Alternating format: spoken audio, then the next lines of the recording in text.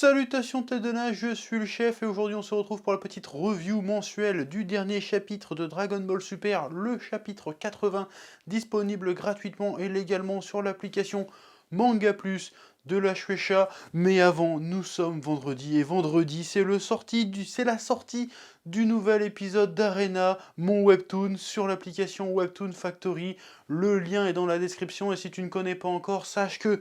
Oh, les 6 premiers épisodes sont d'ores et déjà disponibles et gratuits, et qu'en plus, si tu suis les liens dans la description, tu peux avoir des récompenses, 80 coins gratuits, c'est à peu près une vingtaine, voire une trentaine d'épisodes gratos sur l'application, que tu pourras utiliser comme bon te semble, mais je te conseille de les garder pour dévorer les épisodes d'Arena.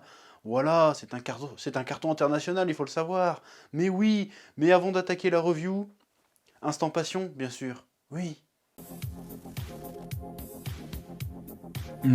C'est l'instant passion. Avant de commencer cette vidéo, j'ai reçu un portable GT Neo 2 de la société Realme qui m'a envoyé un GT Neo 2 type Dragon Ball qui est sorti uniquement en Chine et qui était disponible au prix de 420 USD, sorti début janvier avec un packaging bien stylé avec des images de Goku, différentes transformations, toutes brillantes. Quand on ouvre le truc, on a des petits goodies, une carte de collection avec Shenron qui brille, des stickers pour personnaliser le téléphone, super cool. Et quand on regarde le design du téléphone, la coque est méga stylée. On retrouve le kanji Go, le nom de Goku, les petites couleurs caractéristiques. Orange et bleu, une petite texture brillante, pas piquée des hannetons. Et niveau spécificité technique, on n'a pas un truc dégueu non plus. On a un écran OLED 120 Hz incurvé de 6,6 pouces, un processeur Snapdragon 870, 12 Go de RAM et 256 Go de stockage et un triple capteur audio ainsi qu'une compatibilité 5G de la passion. Ouais. Merci à Realme de m'avoir offert ce téléphone unique en Europe. Realme fournit une gamme de smartphones et d'appareils technologiques avec des spécificités premium, de la qualité, des designs tendances aux jeunes consommateurs et des prix abordables. Et ça c'est cool. Ouais. C'était l'instant passion. Ouais. Bon, il est temps d'attaquer ce chapitre 80. Je vais aussi un peu parler du chapitre 79. Bon, Dragon Ball Super, comme je te l'ai dit, je trouve que depuis un bon paquet de chapitres, en réalité, on est un petit peu dans une impasse avec cet arc. J'ai du mal à voir où ils veulent en venir avec ces histoires de le plus fort de l'univers en faisant des vœux. C'est un peu contre l'esprit Dragon Ball, hein, de partir là-dessus, mais pourquoi pas après tout. Peut-être que c'est justement ça le propos, peut-être que le propos c'est justement, en fait, finalement, ça ne sert à rien de vouloir devenir le plus fort de l'univers. Parce qu'une fois que tu l'es, en fait, il y aura toujours quelqu'un pour te dépasser, donc quelque part, atteindre ce but en soi, c'est un peu vain. Ce qui est intéressant, c'est d'essayer de se dépasser soi-même pour aller toujours plus loin, repousser ses propres limites. Bon, ça a toujours été un peu le leitmotiv. Je te sors des mots compliqués de Dragon Ball, mais pourquoi pas en faire vraiment le sujet d'un arc après tout. Pourquoi pas. Ceci étant dit, même si le sujet est intéressant, je trouve que ça reste quand même très très long pour si peu de choses. Alors après, il y a eu des passages intéressants, hein, comme le parallèle entre le parcours de Vegeta et le parcours de Granola par rapport à la vengeance, la quête de puissance, tout ça, était plutôt intéressant, et pour une fois fait avec quand même une certaine subtilité. C'était tellement subtil que le truc, je l'ai pas vu venir. C'est au bout de 10 chapitres, je me suis dit, ah en fait c'est de ça qu'ils veulent parler, en fait c'est plutôt bien fait en fait. Donc voilà. Et là, on se retrouve dans ce qui semble être un petit peu le climax de l'arc. Parce qu'apparemment, l'arc se termine pour cette année, a priori. Donc on n'est pas très loin de la fin, a priori, encore une fois. Et là, on a quelque chose d'assez inédit dans Dragon Ball. C'est-à-dire qu'on a probablement un combat final d'arc qui n'implique aucun personnage principal. Voilà, donc il n'y a ni Goku, en tout cas pas directement, il n'y a ni Goku pour le moment, ni Vegeta pour le moment, il n'y a pas Gohan, il n'y a pas Piccolo, il n'y a pas Krillin, il n'y a pas... Bon, Krillin n'a jamais été impliqué dans un combat final, mais t'as compris ce que je voulais dire. Qui n'inclut pas au moins un Saiyan, qui n'inclut pas un personnage principal, tout simplement. Là, on a un combat final d'arc, où on a Granola, qui est...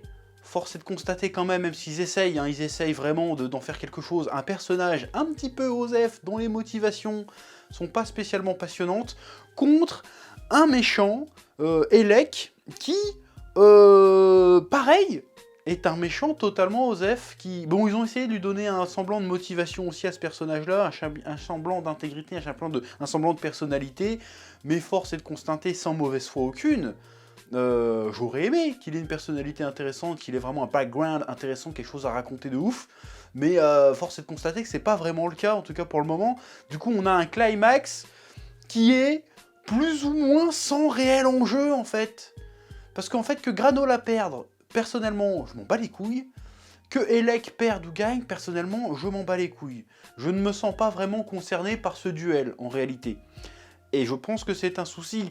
Et le seul truc qui me raccroche à ce combat, finalement, et c'est là qu'ils ont été très malins, les deux Toto, Toriyama et Toyotaro, on va les appeler les Toto, ils ont été très malins, c'est de faire du suspense avec, en incluant le Bardock dedans.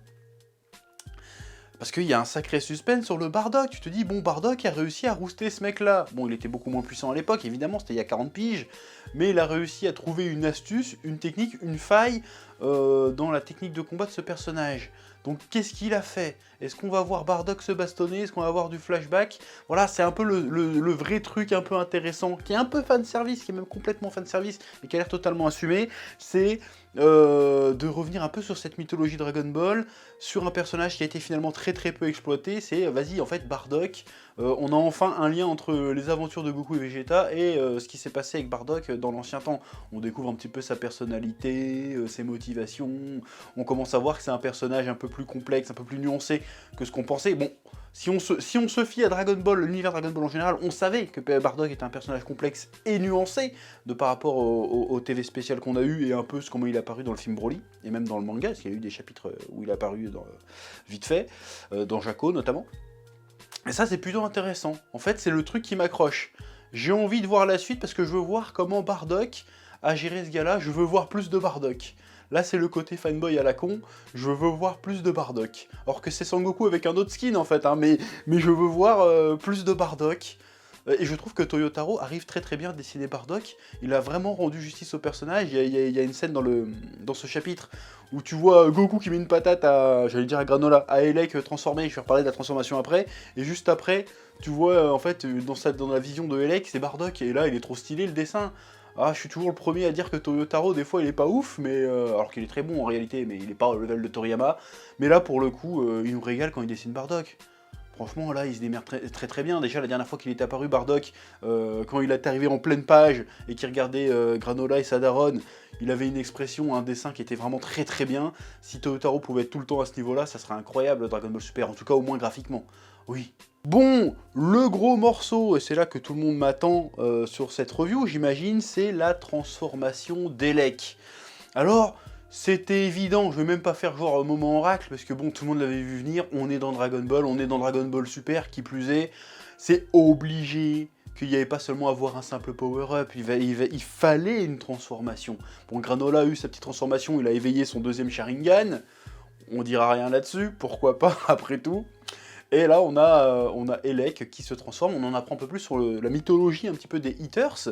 En fait, les Eaters, ils ont un collier de nouilles, j'allais dire, c'est pas du tout un collier de nouilles, un collier de dents de requin ou de d'os, on sait pas trop ce que c'est.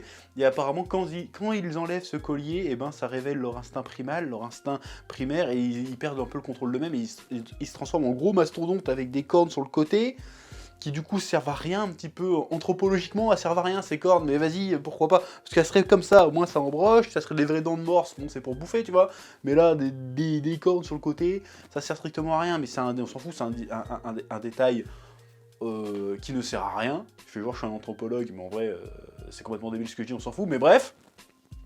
Donc on se rend compte que quand ils enlèvent leur collier, ils peuvent se transformer comme ça. Ce qui n'est pas déconnant, parce que si tu prends que les Eaters, c'est un petit peu l'opposé de la race de Freezer, qui serait plus orienté froid, tout ça.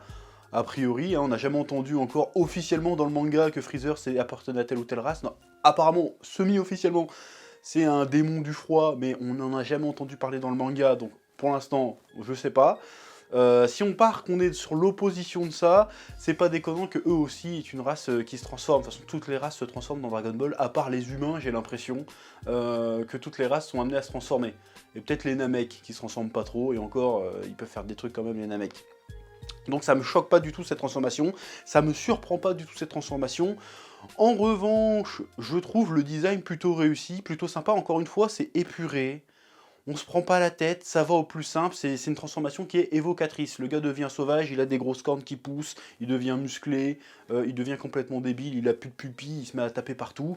Et pour une fois, j'ai eu une sensation de violence et une sensation de puissance dans le combat. Alors, certains me diront, oui chef, t'es mauvaise foi, il y a eu quand même des combats assez stylés jusqu'à présent.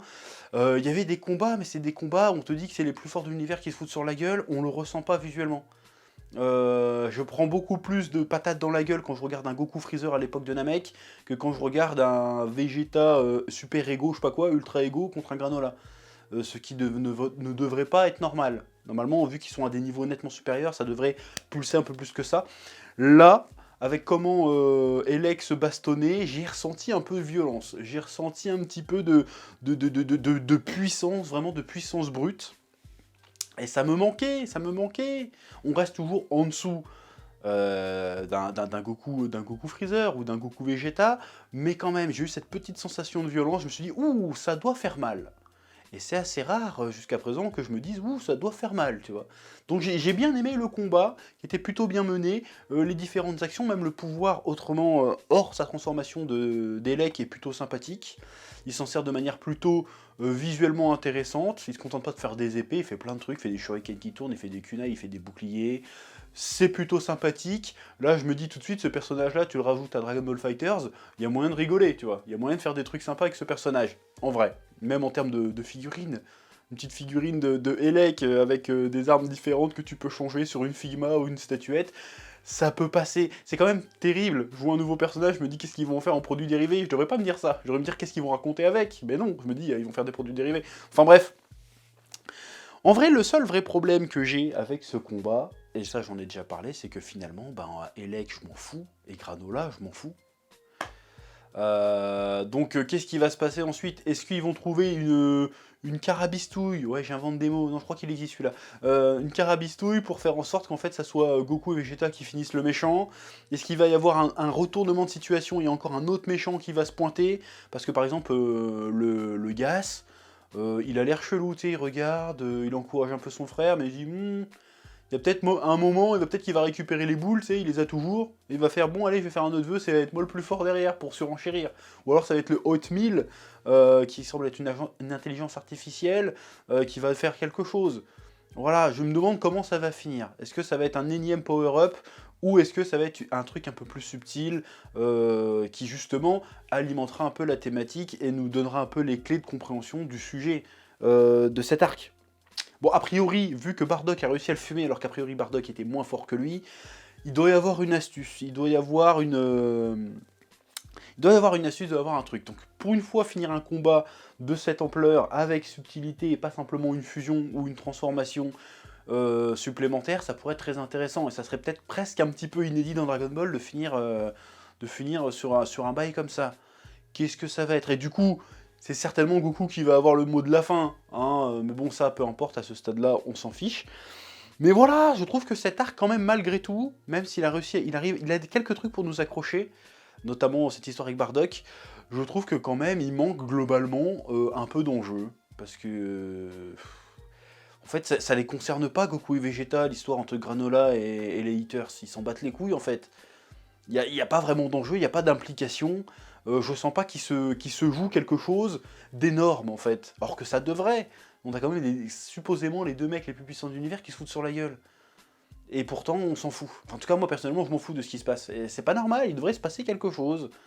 Voilà. Bon, c'est à peu près tout ce que j'ai à dire sur ce chapitre de DBS. Parce que j'ai pas de raison de rager particulièrement, j'ai pas de raison de faire des méga théories, c'est juste que depuis quelques chapitres de DBS, et c'est pour ça aussi que je n'en ai pas parlé du 79, c'est parce que on se fait un peu chier quoi.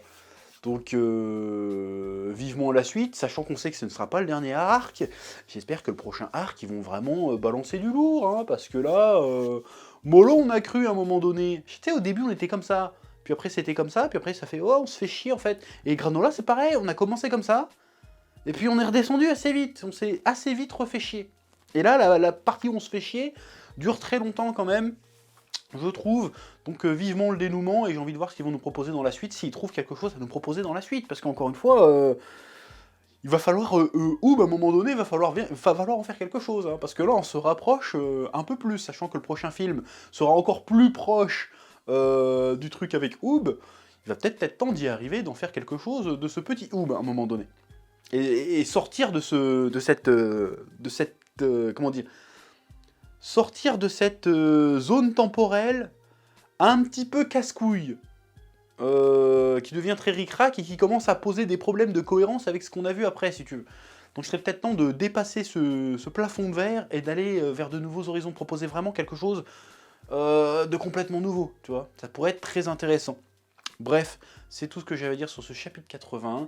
Comme d'habitude, je te laisse le soin de mettre un petit pouce bleu, de t'abonner si c'est pas déjà fait, d'aller voir les autres vidéos de la chaîne, parce que je fais pas que des reviews, il y a des vidéos très bien, qui sont absolument passionnantes, qui sont des masterclass, que je t'invite à aller regarder. Le prochain One Pieceology arrive très prochainement, pas de panique.